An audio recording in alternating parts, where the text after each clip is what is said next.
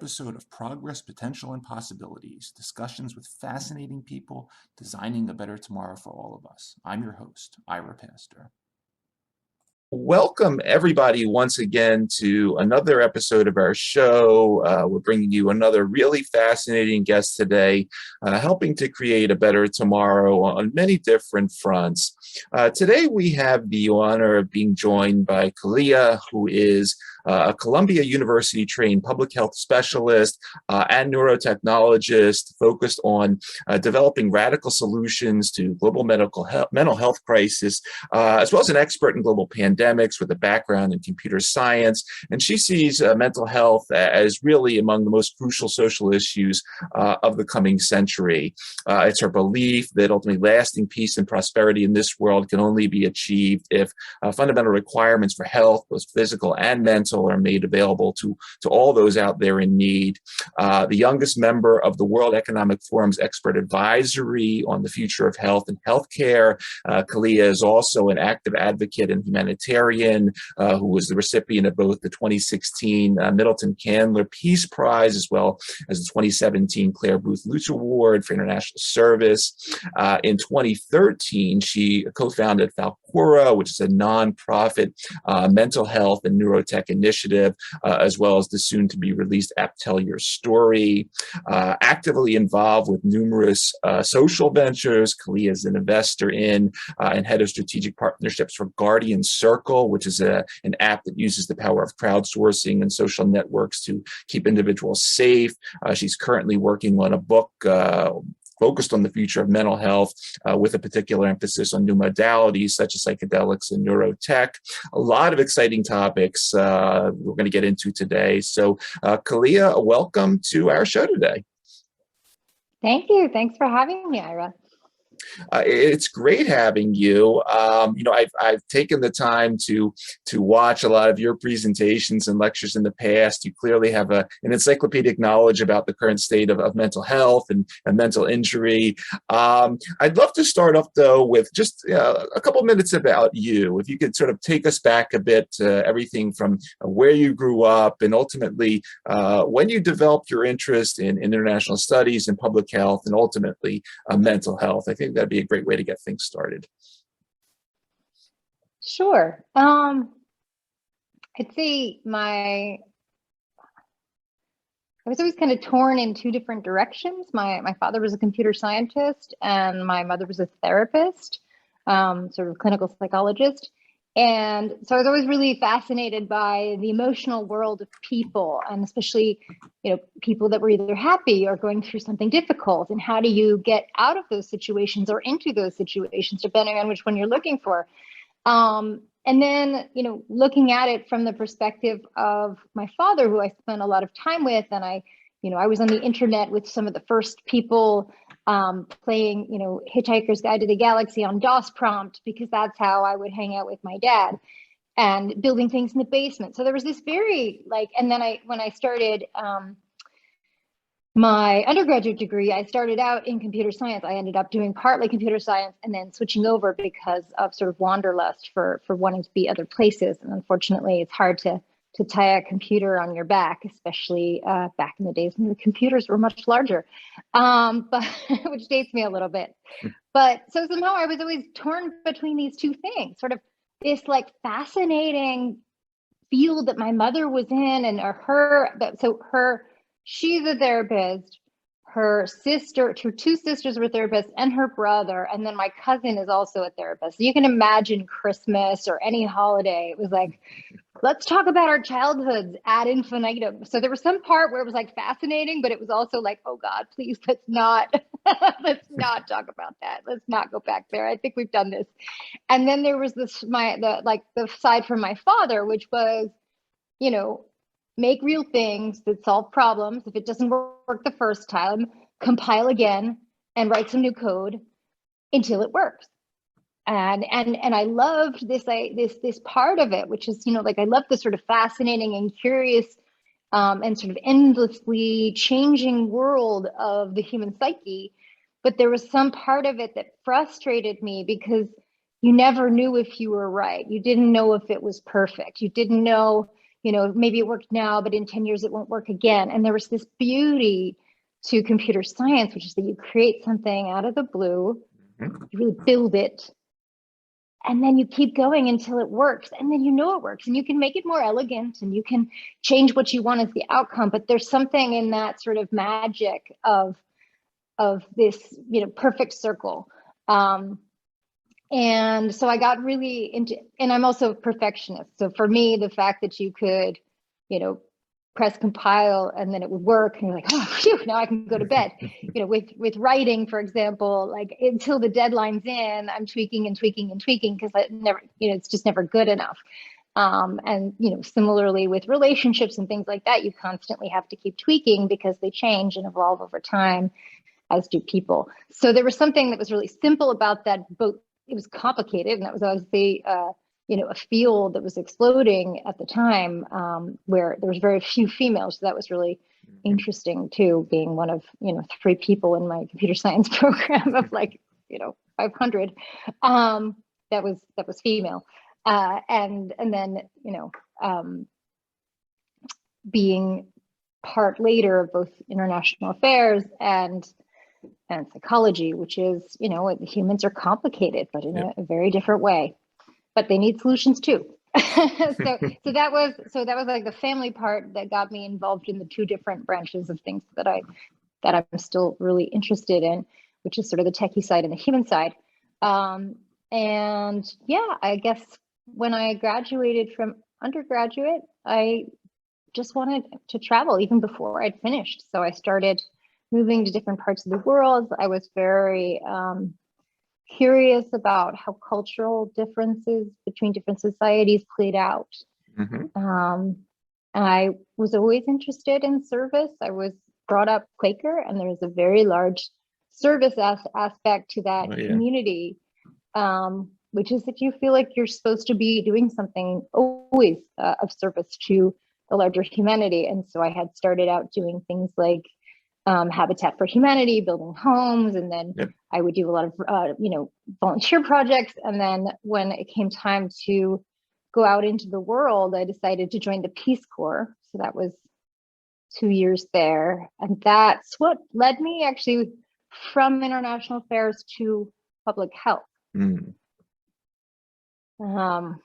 Which is that while I was there, I got a sort of multi-drug resistant lung infection. It was very dramatic. The time I was gonna, potentially die within the next few years. I was in quarantine by myself, going through a lot of pain, passing out in the hallways, and finally I got better. Turned out I didn't, I did have longevity. It wasn't what they thought it was. It was not as severe, but it really woke up my eyes to the precariousness and fragility of the human condition. We forget. Now we all know, but this was, this was 1999. Okay. And when I backtracked and I said, how did I get so sick? I was only 21 years old, and I was in a hospital they were telling me that, I might not make it. And then, okay, you'll make it, but your lungs will be forever, compromised. And in my head, I'm just thinking, this can't be possible. Like I was healthy 2 weeks ago, perfectly healthy. How is this possible? And then if you do this sort of sleuth thing, I kind of went back in the code. I was like, well, how did this perfect storm that sort of took me down, how did that happen? And it turned out that that basically it had a lot to do with the social conditions. At the time I was living in Bulgaria. That was where, I was posted for 2 years, and it was going through its transition. It was extremely poor. And a lot of the men had to leave the country and go back to Russia or other states as sort of solo workers to make a living for their families. They'd be gone for months at a time. And, they were lonely. They were out of their, environment, but, and they would often drink a lot and then get in a fight and then get in jail. And at the time, there was the sort of 2 other things, public health emergencies that were going on, which was HIV and tuberculosis. And because of that, it was before they had what we call directly observed therapy for tuberculosis, but then they were just like, if they're here and they're a prisoner, they probably have TB. So, and if they don't have TB, they probably have HIV. Either way, we should dose them with antibiotics. So at least while they're here, they won't be so sick and they won't be as contagious. And so if you landed a couple days in prison just because you were drunk or on the street or you're home or whatever it was, that these, so workers would somehow find themselves sometimes, just spending a night in jail to dry up for the evening, or because they got in the fight or for something.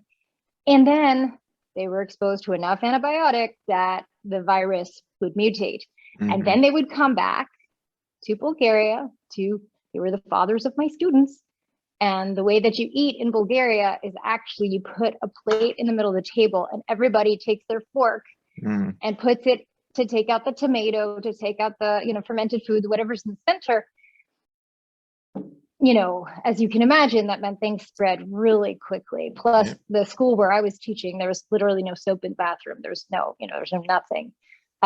So, what started to spread like wildfire was that there were periods where we had to shut our school down because of the fact that the kids were coming and spreading it amongst each other, and they would be able to handle it, but they would take it back to their multi-generation households, and this would take down, the grandmother, the grandfather, whatever. And so we had to shut down the school for the sake of the third generation.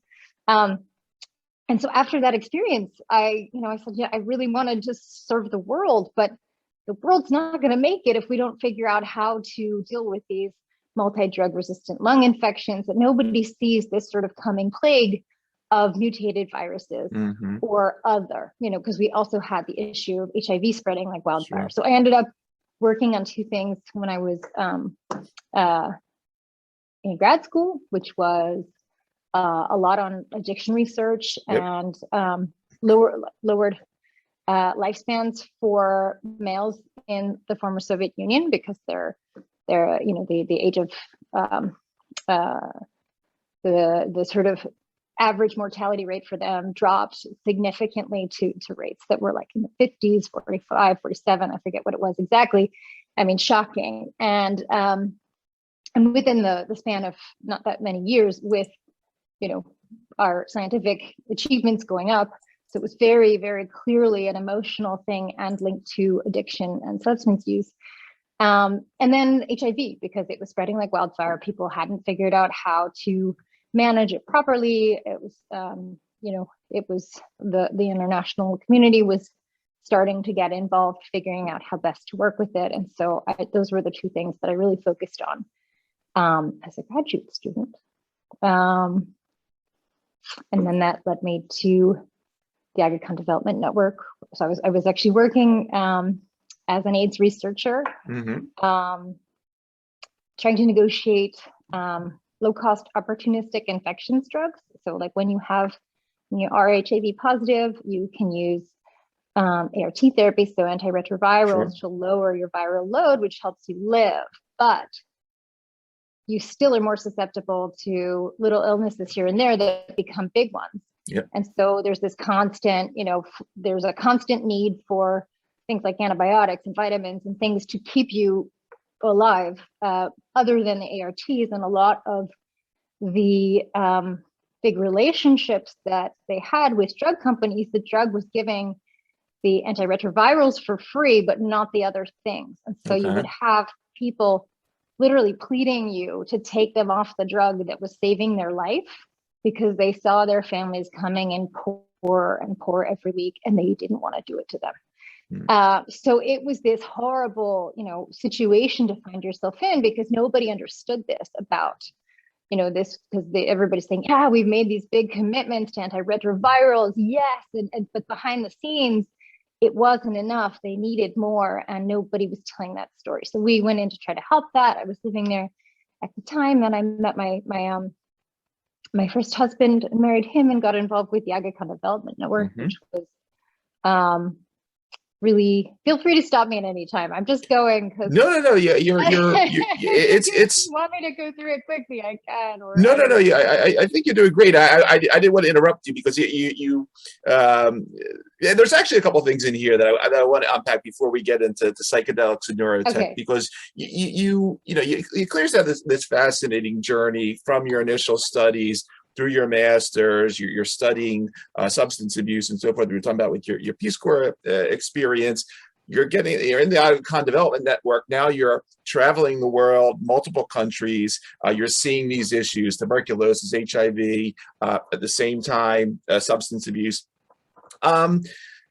Did you, when you were out there, sort of as this health specialist, as part of this diplomatic sort of delegation to the world, Africa, Asia, were there any learnings at the time, sort of like, were you looking out at that point to what we're at today? And I've heard you, recently lecture at the United Nations Day of Women, where you talk about these horrible numbers, these trillions of dollars, suicide, depression, anxiety, substance abuse.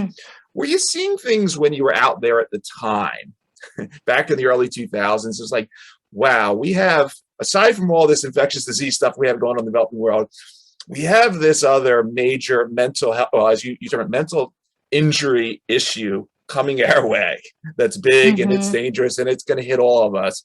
What did you see when you were out there? Were there hints at the time like, whoa, this is something we got to focus on? I think, at the time I was still really focused on infectious disease issues. Just because it was, in some places that is, if you don't live long enough to even think about, am I happy or not happy? You're just worried, am I going to wake up tomorrow, or am I going to die of this thing or that thing? Yeah. It became sort of front of the healing paradigm for me.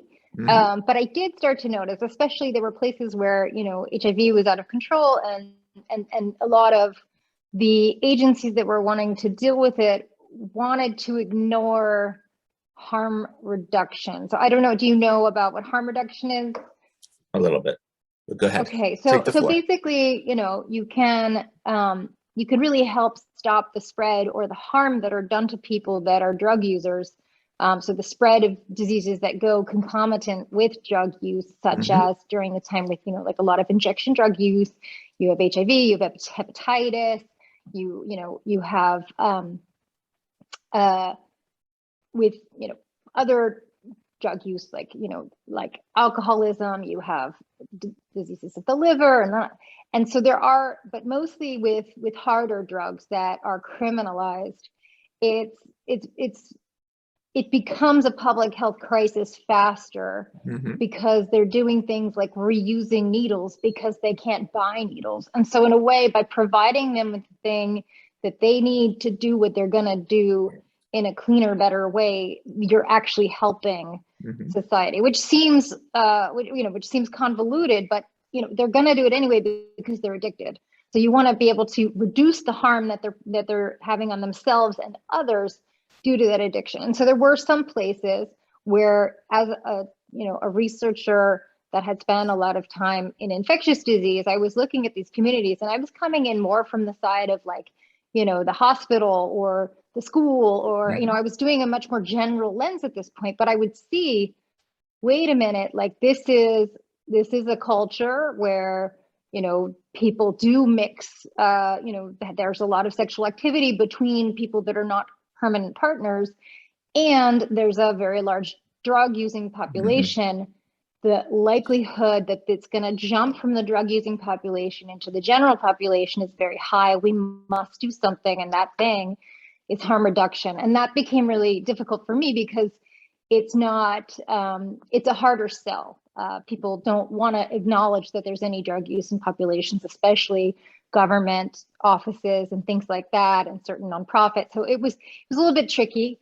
But that's when I started to notice it, because a lot of drug use is everybody has their theories of addiction. But one of my main theories of addiction is that drug use comes from, loneliness. It comes from not feeling connected. It comes from social conditions that disempower you. And it is a way of solving this unhappiness by blocking it out a little. And that actually, if you're happy, you won't end up wanting to use. And they've seen this with a lot of people that, for example, when they were, soldiers in Vietnam, started using heroin. And the day they got back, if you'd offered them heroin, they'd be like, no, no, thanks. Like, I'm back with my family. Everything's great now. Why would I want to go and hang out, nodding off in a corner for the rest of the day? So it's, but if they were still there, and if they'd just seen somebody die, they would probably say, yes, please. So it's really, it's a reaction to conditions rather than, I think, an internal condition. And that's controversial to many, but that's my belief. And so I did see it in that context. I saw it in the addiction context. I saw it in, in some of the infectious disease stuff, but I wasn't as focused on the mental health things, even though when I had been working in Bulgaria, I had seen such a link to alcoholism, and it really came from depression, and then depression leading to early death. But when I was there, I was not focused on it as much. It was more actually when I left the AKDN, and I was the victim of sort of this, I don't know what to call it, very bad accident, where they wanted to steal from me, so they made me unconscious, and then there's a lot I don't really know about what happened. You could say it was kidnapping. I don't really know how to describe it. But essentially, I lost a bunch of time where I had been drugged and didn't know where I was. And then when I woke up, even though physically I didn't have many injuries, I was very mentally injured. I suffered from flashbacks. I would, cry very easily for many things. And that's when I realized, how quickly trauma can happen to a person. And this sort of lack of treatments for most mental health issues. I tried everything. None of them worked for me. And that's what led me into my, starting the Velcro Mental Health and Neurotech Initiative. That's what got me interested again in sort of technology, because I had kind of dropped it, other than ways to, put where to put my data. I hadn't looked at higher tech in a long time. And it was just this search for solutions that led me back into this interest in mental health again, partly from a personal journey, and then back into the tech world a little, because it's just part of, when you're feeling like you're starting from scratch because you have nothing that works, you've got to knock on every single door and see what looks promising. And this sort of ties in a little bit to, I think it was your TED Talk from a couple of years ago, where, you go into the explanation, a very excellent explanation in terms of the, we have these billions of dollars of that we spend on current mental health therapeutics, whether the SSRIs or benzos or opiates or what have you. These medicines do nothing to reorganize and sort of treat the central nervous system, modify it in any way. They just, give you a little extra or block something that you have too much of. And one of the, the fascinating areas of neuroscience, which you mentioned in this TED Talk, is that of neuroplasticity. This thing, we normally think this thing inside the skull, we're born with it, it grows a little bit and that's all we have. But it is really a very dynamic system, constantly changing, constantly reorganizing. Talk a little bit about your interest in the concept or the topic of neuroplasticity as part of your interest in psychedelics as mental health therapies. Sure. So, what ended up being really helpful for me on that journey was trying to figure out ways of impacting my own kind of fear response, because that's what was hijacking my system and making it so that I couldn't be as functional as I had been before. And it's really devastating if you've been a very high functioning person and then all of a sudden you're like, it's getting out of bed is going to be hard today, And so, finding the things that worked and then trying to communicate them to other people. It's not just psychedelics that can help promote neuroplasticity. There's also exercise. There are certain brain training programs. Meditation helps with, pruning some of these neural connections that you don't necessarily need, or actually I would say all of the, you have kind of too many screens open, and it helps shut down enough screens so you can focus better and then create the neural connections that you want, rather than just too many things that you don't need. So there's lots of different ways in which, you can enhance or promote neuroplasticity. But one of the most effective ones in a lot of ways is these psychedelics, which, now everybody's kind of like, everybody from Gwyneth Paltrow to, a lot of celebrities, but also before that, Michael Pollan's book came out. It's becoming more and more in the ether. There's a lot of decriminalization programs going on in places like Oregon, and Australia is now putting 11 million of their budget into actually supporting psychedelic research for their country. I mean, it's really, now it is mainstream. But when I started, this was about 8 years ago, and when I actually did my own treatment, it was not. It was really like very, experimental. Sure. But at some point when nothing's working, you're willing to try anything. And in the spirit of a scientist and explorer kind of mindset anyway, I figured I would. And then it worked so well. It didn't feel like there was an option of not speaking about it. It really felt like a moral obligation, because how can I not, if I figured out a way to be well, how can I not tell other people how to take that same path that I did, because they're going to suffer and they don't have to. And so that's when I got really into the advocacy. I started the Valcor Mental Health and Neurotech Initiative. I'd already started speaking about mental health issues, not as much publicly about my own way of solving my, temporary mental health issues that I had as a result of this accident, what I call a mental injury. But that's when I kind of decided to come out about it. I coined the term mental injury because I felt like it connotes the fact that there is a beginning point and often an end point to these psychological issues that can present and then go away.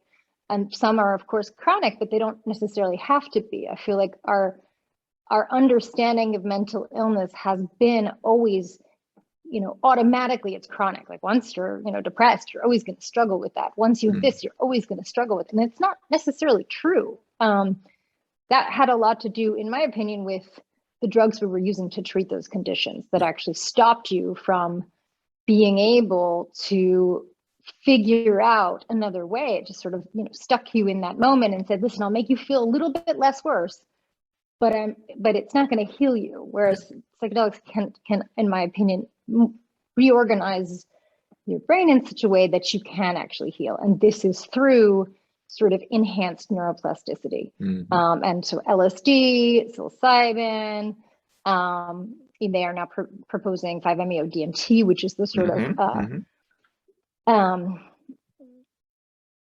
comes from a Sonoran tree frog and sort of an extract from its skin. There's the synthetic DMT, which they still are not totally, they're figuring it out, but they're not completely sure yet how it affects this neuroplastic equation.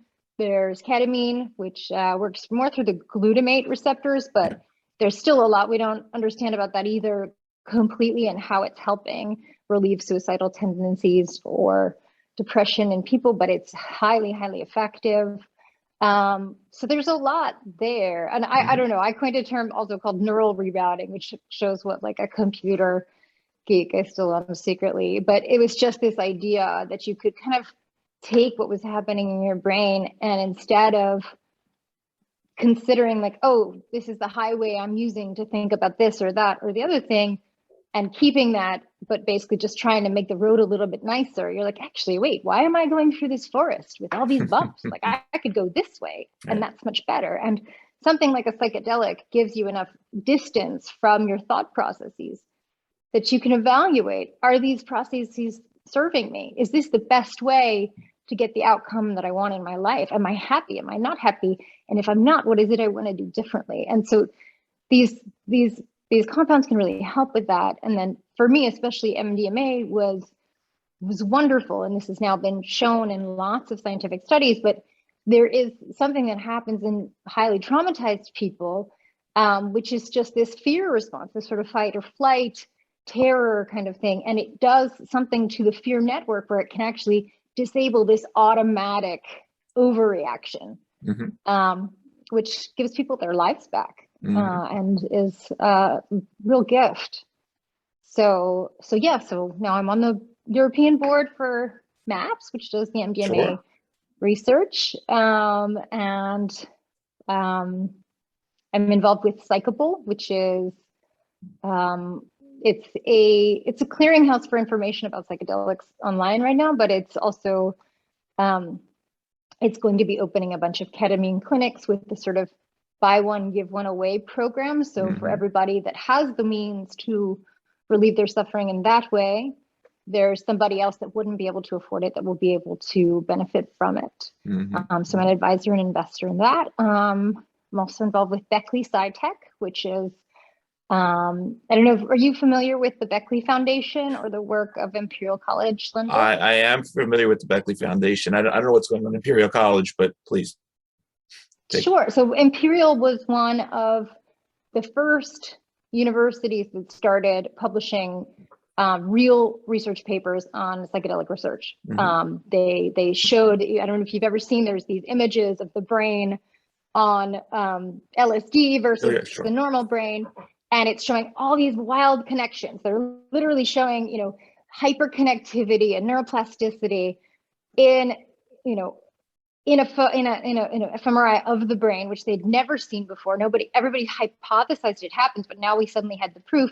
So that was, Amanda Fielding had helped get the money into the Imperial and had actually brought in the scientists and empowered them to do psychedelic research. And now these researchers have gone on to seed organizations all over the world. So Robin Carhart Harris, who was part of that study showing the brain, he's now moved to San Francisco and is going to be doing a psychedelic research center there. Imperial is still doing tons of research.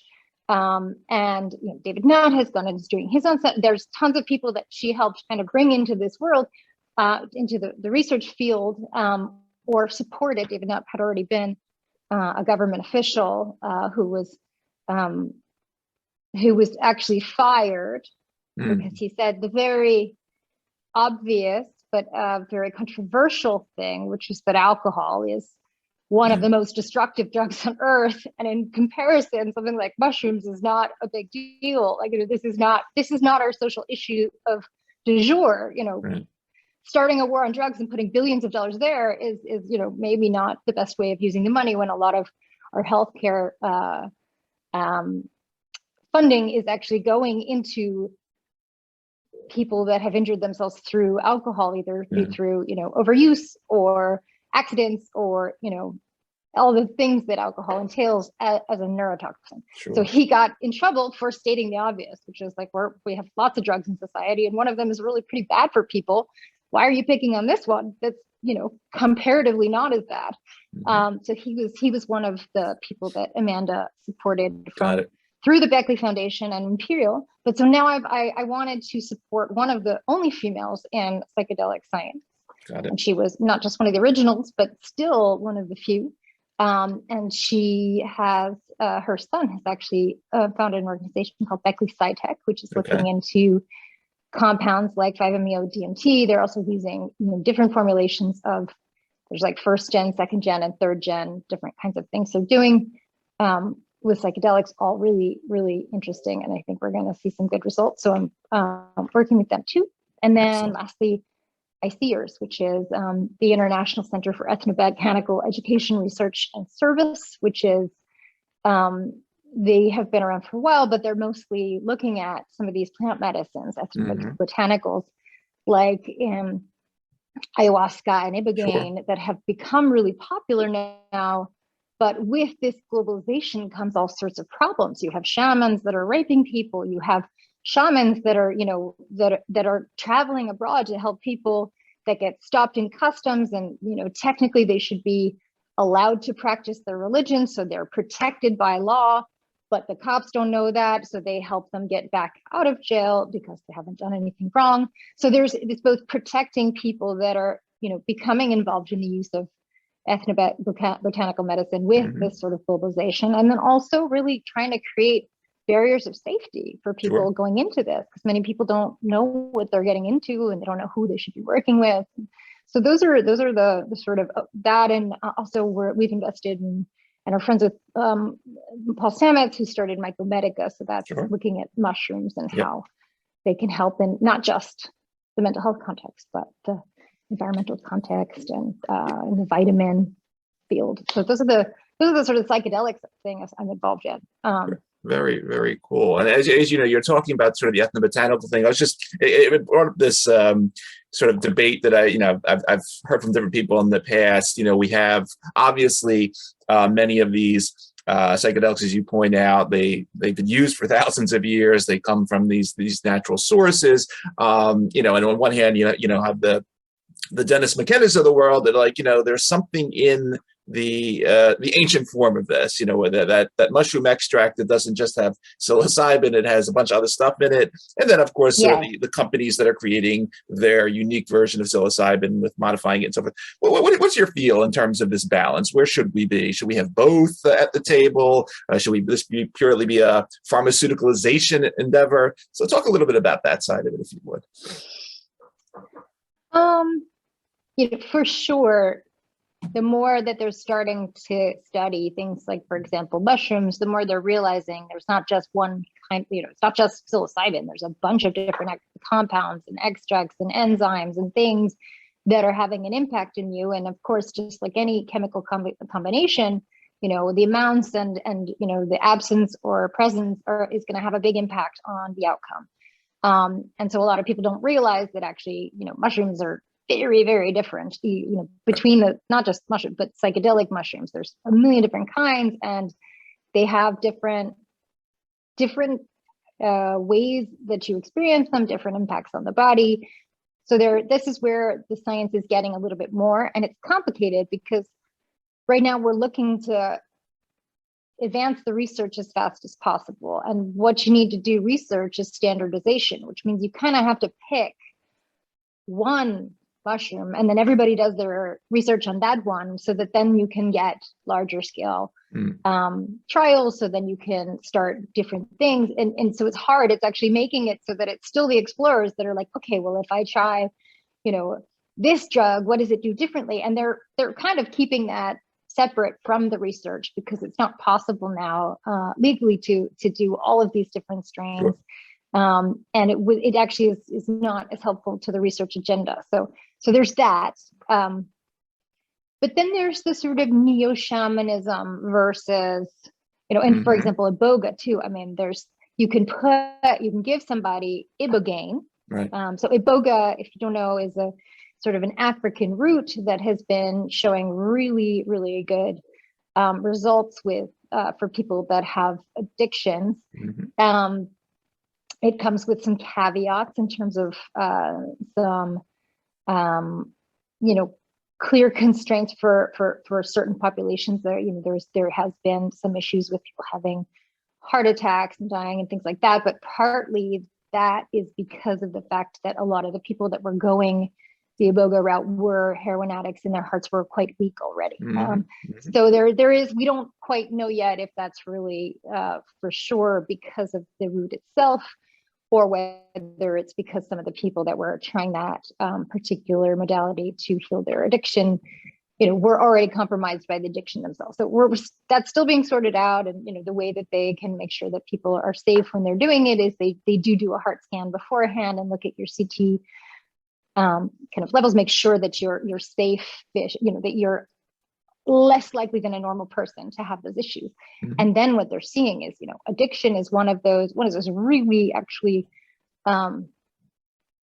lucrative industry because a lot of these rehab clinics, you know, that people keep coming back and they keep coming back. The rate of relapse is extremely high, and it's heartbreaking.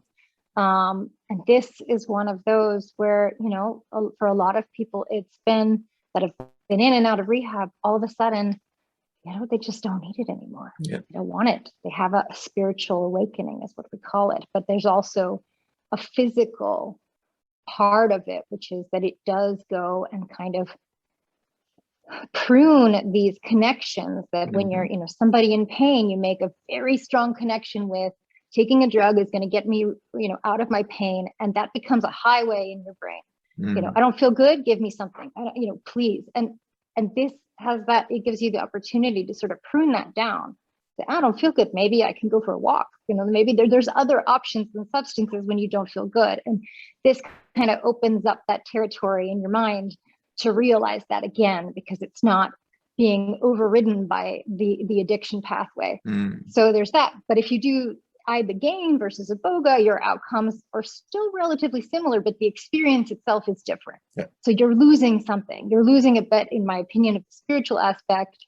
And I think that's true for some other things. There's also, the set and the setting, some true for ayahuasca, for example. A lot of people are very attached that you must do it with a shaman in the jungle to get the full experience of it. And they almost think that taking it out of the context of where it comes from and taking it away from the people that are empowered to serve it and connect you into this sphere, that it's denaturing it. So people will maybe see some colors, they'll get the DMT aspect, but they won't get the full download. And I'm trying to stay agnostic on this. I've seen some really effective neo shamans that don't do any of the things that you would associate with, for example, ayahuasca, serving ayahuasca, and people are having the same mental health outcomes. They're still having visions. They're still connecting to something else higher than themselves that helps change who they are. So, I think at this point, it's all a matter of your own opinion and your own experience and what you feel like. I don't think that there's a right and a wrong. No, I appreciate you. I mean, I know you have a broad expertise here, so I appreciate the feedback on that issue. And I know there's not a right or wrong, and it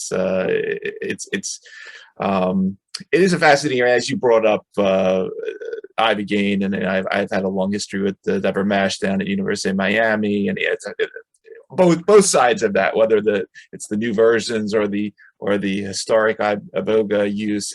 It's just a fascinating hearing about these patients that, as you were saying, come back over and over again, and hey, yeah, I don't need to be here anymore. I feel great, and I'm happy for the first time in 20 years, and yeah, so really fascinating outcomes. Khaliya, when I hear you talk about the term neurotech, I think beyond psychedelics. Are there other areas, and I'm talking out of my sphere now, in terms of transcranial magnetic stimulation and some of these other non-pharmacotherapeutic interventions for the brain, other things that you're looking at Falcora, other related innovations that are interesting to you, either in synergy with the psychedelics or as other parts of your portfolio? I was involved with Neurolaunch many years ago, and I sort of, I started going to the Transformative Tech Conference, which is run by a friend of mine, Nicole Bradford.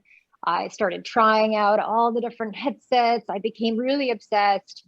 And at some point, I decided that I felt the material science just was not up to the task, that until we actually got better at material science, our ability to kind of get in there and be accurate enough in what we were getting out was not useful enough to actually, take my time, my investment, or anything compared to something like psychedelics, which was getting in there, doing all sorts of things, didn't need to drill a hole in the brain or put a huge tech on top. And, so I kind of have to say that at some point I got a little out of love with neurotech. I have a friend's company, we're not invested yet, we might, called Spark Neuro, that's doing some really interesting stuff. But they're using, it's not sort of higher end material science, a little bit so, but it's really the algorithms and the AI they're using on top of the data that they're getting, which is clearing up a lot of the noise and giving them a bigger picture of what's going on than we've had previously. And I don't know how much I'm allowed to say about it, so I'll just leave it there, but that's some really interesting stuff going on. Of course, I hope that, Neuralink can manage to do what it's intending to do. I mean, with the caveat that I, it's a little bit, I don't always love this idea that there'll be something in my brain that has such a, attachment to the external world that could potentially turn into a kind of something controlling. But it's interesting to, to be able to think about one day having a bit more of that, particularly in light of the people that have, strokes or accidents or brain injuries that leave them really debilitated for life. This would be a real lifesaver for them because, now a lot of the interventions, they do require, an exterior component that's attached to a bunch of things that's open to infection, that it's not a solution for now. It's good for research, but not for the person. So so I'm hoping that all works out a bit better. But no, I would think, I'm still obsessed. I never stop looking at neurotech companies. I never stop, reading all the research. I haven't given up on it completely. I find it less exciting because there's still a lot of pieces that need to be in place before we'll see the exponential results that I'm looking for, frankly, from the perspective of somebody really trying to tackle mental health issues. Along those lines, and I know I mentioned earlier about your speech at the UN on the Day of Women and Girls in Science. We've talked about mental injury, health, drug addiction. Can you say just a few things about suicide? Because this is the numbers here are staggering through the roof, especially in the younger population now. Anything that you're involved in doing on this front? Because I know this is an extremely complex issue, but it's, as you're saying, the numbers are out of control. And any insights from either your own research and work at Falcora or just your personal experiences out there talking to people in the community? Yeah, the suicide is going up and up, and with all the things that are happening with COVID, with people getting cut off from some of their networks, from their lives shifting radically, everybody is feeling the pain more than they ever have. In a way, they say, when you have some sort of natural disaster, like a hurricane, there is this sort of the drama of it all happens, and then you breathe afterwards and you think, I'm going to be so happy now, it's over, yay. And then what you find is it's not always true, because it has had its own kind of post-traumatic stress on the entire population. And what they're seeing is that some people coming out of that, a certain amount will turn that post-traumatic stress into post-traumatic growth, which means that actually they went through something that was super challenging, and it challenged them to push themselves harder, to think differently, to change in a way that was positive. But that's only about 20% of people. More often than not, people have the post-traumatic stress part of it, and that can lead to things like depression, suicidality, even things like intrafamilial, where people, they'll start using substances more. There's more family abuse and violence. And so what I'm trying to do now is figure out ways to find that margin in the middle and take people that can turn the stress moment into a moment for growth.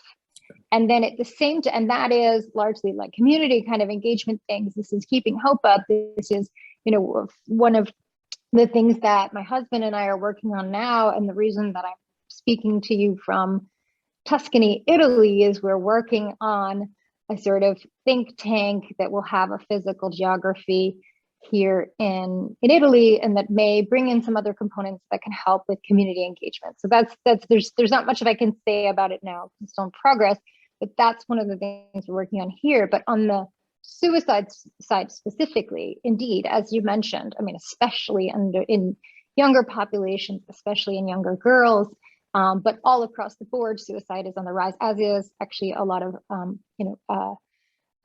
homicide.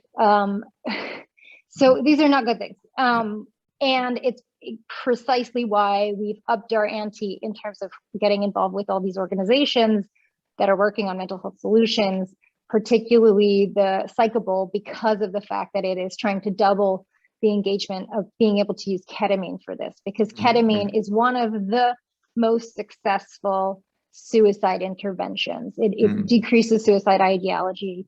in most cases, the person can walk in suicidal and walk out feeling okay. Right. And that we've never seen before.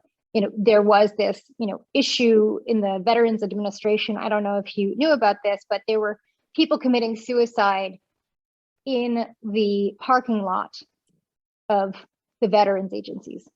Not one, like I think it was 30 or something. And over in different parking lots in different places, because they go in saying, I'm suicidal. And they'd say, here's some Prozac or here's an antipsychotic. But it's going to take a little while before it works. And they don't have a week. They have a day. When you find somebody who's suicidal, you need to intervene right away. So I've also helped support a little bit. There's a D.D. Hirsch Suicide Center in Los Angeles, which is the first physical location where it's not just suicide crisis lines, but you can walk in off the street and get the assistance that you need. And it shows that we're now having to make bricks and mortar locations for something that used to be like, we would consider it fairly rare. It's not rare anymore. It's a growing problem. And so that's part of the reason why, even though I'm much more, in the longer term sense, I'm more of a fan of things like MDMA and mushrooms for these mental health illnesses, because there is a high likelihood for addiction. There's a higher likelihood for addiction in something like ketamine. Okay. At the same time, being able to get an intravenous drip of ketamine or an intramuscular shot when you walk in off the street and say, I know I'm going to do it. I'm going to kill myself.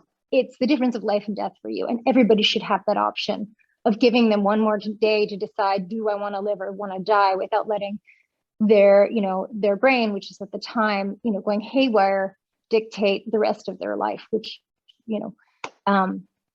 I think it's a gift to humanity. So that's why we're getting involved in Psychable. There are already a few ketamine clinics that are out there, including ones that are, in large urban centers. Many of them have wait lists of 1 to 2 months. So for example, Field Trip Health, which is very expensive, actually, something like $6,000 for a treatment. Obviously not available to something like a veteran on veterans benefits. There's more than a month wait list, even at that really high price. And it's ridiculous because ketamine has been used as an anesthesia for decades and decades, and it costs nothing. Like a treatment is like $2 in terms of the actual medicine. And that's not what it is. It's the supervision. It's creating the bricks and mortar places to give it out. It's so we're having a pipeline issue with things that work and people getting access to it. And I'm, as a solutions person, I'm trying to figure out how to be part of solving that pipeline problem, particularly with respect to suicide, because, and this is a bit personal, but I had two suicides in my very close circle this last 2 years. Actually, one might even be a third one. We're not totally positive if that was an accident or not. So it's really it's devastating for every person that commits suicide. There's also a whole family and tribe of people they leave behind that are going to be impacted by their loss, and who wish that who are always going to think, how could I have helped? How could I have done it differently? What else could I have done? Well, the only thing that it's just hard. You say to people, listen, please try this, please. But people have to make their own decisions. Sure. And especially if there's somebody that's not used to doing something that's not considered, the norm, they don't want to take that leap. But by normalizing solutions that work, more people will take that jump when the time is ready to say, okay, I'll try one last thing. And if that doesn't work, then I kill myself. And then, they might decide not to.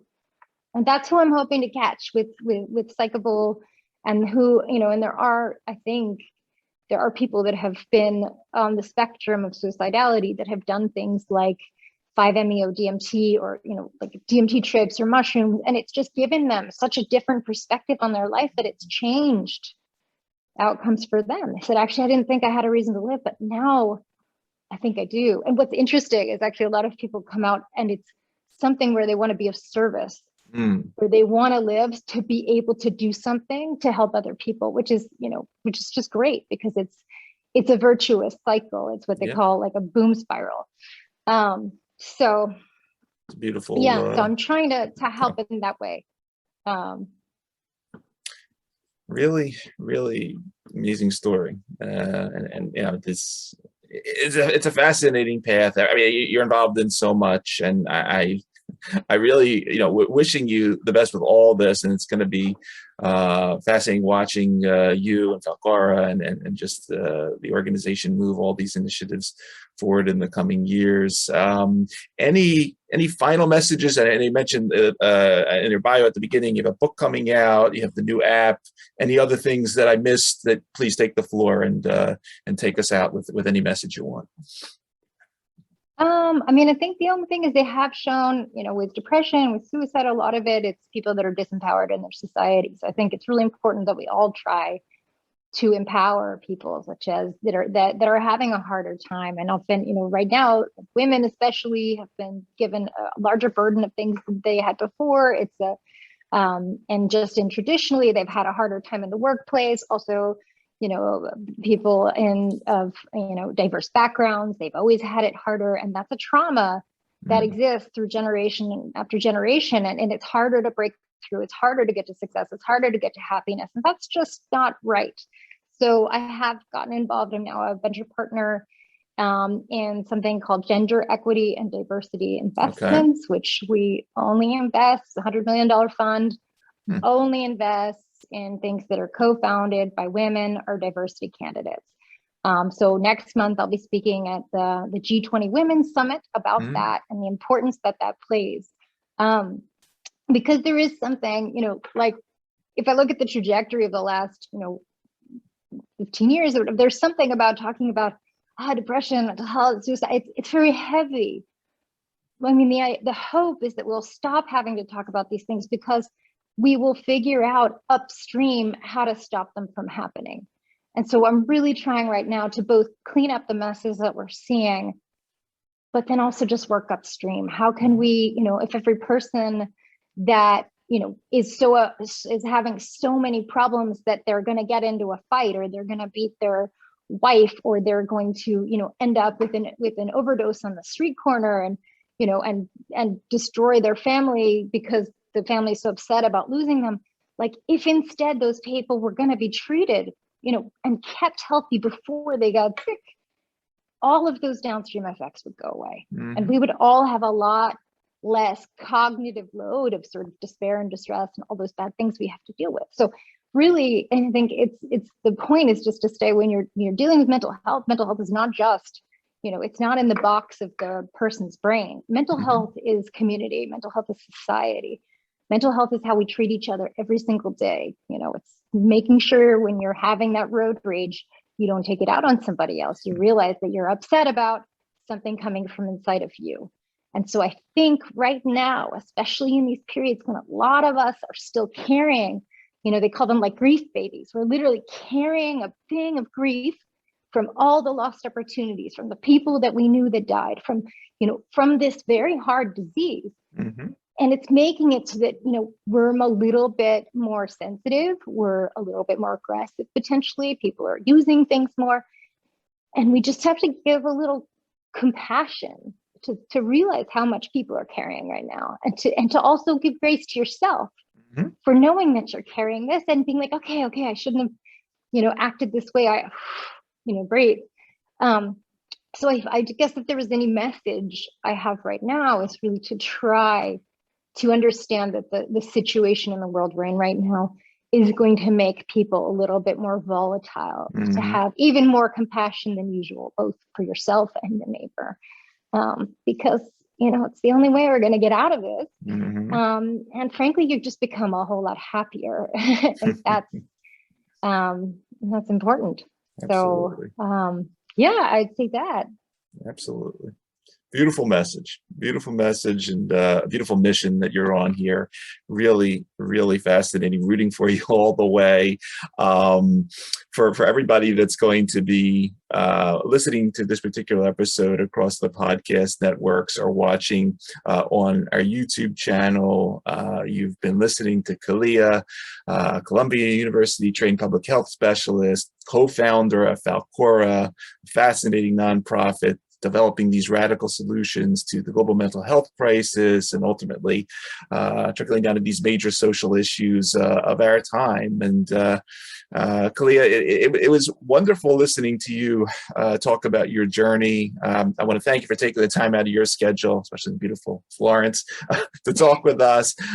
Thanks for everything you're doing and going to be doing. And as we say on our show, thanks for helping to create the better tomorrow through all these initiatives. A really very fascinating story. Thank you. Thank you for having me, Ira.